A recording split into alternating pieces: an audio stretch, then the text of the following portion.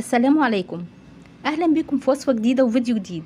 الفيديو بتاعنا النهاردة فيديو مميز ان شاء الله، هنعمله عن المحشي المشكل وطريقة تسوية اللحمة المظبوطة. انا طبعا عارفة ان كلكم شاطرين جدا في عمايل المحشي، وكلكم عندكم اسرار وتكات حلوة للمحشي، لكن ان شاء الله النهاردة الطريقة اللي انا هعمل المحشي بيها تعجبك جدا. ولو عملتيه بالطريقة اللي انا عملته بيها ان شاء الله مش هتبطلي تعمليه بالطريقة دي بعد كده. هنبدأ على بركة الله، نقول بسم الله الرحمن الرحيم. اللهم صل وسلم وبارك على نبينا محمد صلى الله عليه وسلم. ان شاء الله اول حاجه هنعملها مع بعض هنعمل اللحمه. حله على النار فيها معلقه من السمنه. هضيف التوابل 3 ورقات لوري، ربع معلقه من الفلفل الاسمر المطحون، 4 فصوص من الحبهان، 4 فصوص من الكوبيبه الصيني. اهم حاجه ما تكتريش الفلفل الاسمر عشان ما يخليلكيش الشوربه مسمره.